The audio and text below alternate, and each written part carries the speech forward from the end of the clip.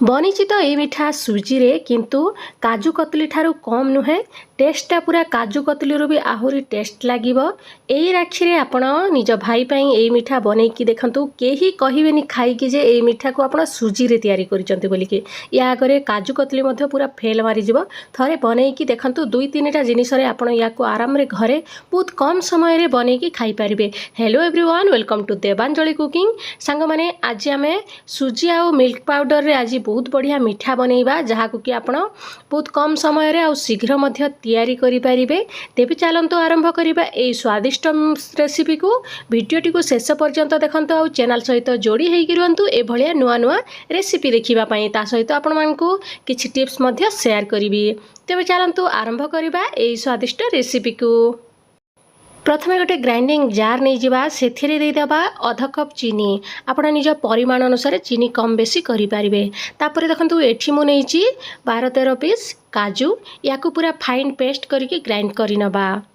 आपण काजू कम बेसी करें कि काजू को स्किप करें किंतु देले बहुत बढ़िया लगी था। तापर बसई नबा कढ़ई रे देदेबा 2 चामच घी भल भाव मेल्ट हो सारे एबे आमे देदेबा अध कप सुजी। मु ए ग्लास रे ही माप करिछि, आपण कोनसे गिना किंबा कप रे एभलिया माप करि परिबे। एबे हमें किछि समय सुजी को भाजी नबा जेमिति के तार कलरटा चेंज हबो। जमारो नाली पड़िबा पर्यंत भाजीबानी, टिके जस्ट तार कलर चेंज हबो। देखंतु टिके कलर तार चेंज हेइ गलानी। एबे हमें एथिरे दे दबा सेई ग्लास रे ही गोटे ग्लास मिल्क पाउडर। याकू मध्य पूरा फ्लेम को एबे लो करिकि किछि समय भाजी नबा। तापर दे दबा जो गुंड काजू आ चीनी को एथिरे देकी एबे आमे से ग्लास रे दे दबा 2 ग्लास क्षीर। ठंडा क्षीर ही मु नेइची। संगे संगे गोले देबे क्षीर देकी फ्लेम को लो ही रखिबे।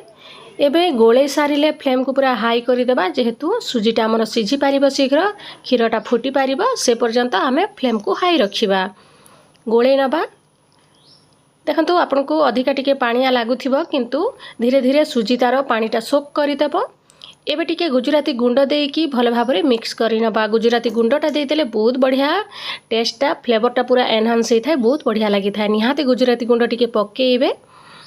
देखंतु एबे धीरे धीरे सुजीटा सुखिबाकू लागिलानी। देखंतु जे पर्यंत कढ़ई रू पूरा छाड़ी न जाइए से पर्यंत एभलिया मिक्स करबा।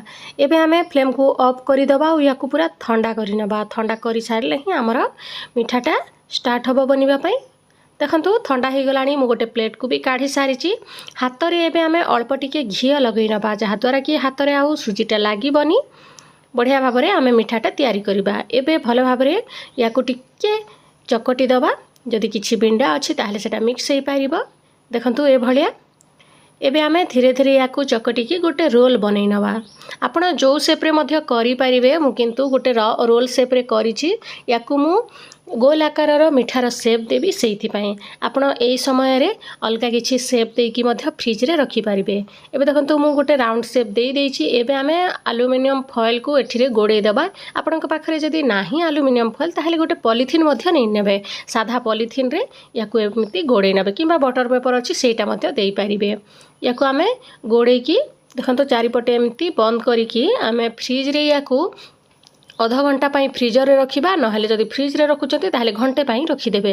ता द्वारा कि हमर मिठाटा पूरा सेट हो जिवो। देखंतु मु फ्रीजर रे आधा घंटा पाई रखी सारी थिली। एबे याकू काढीची।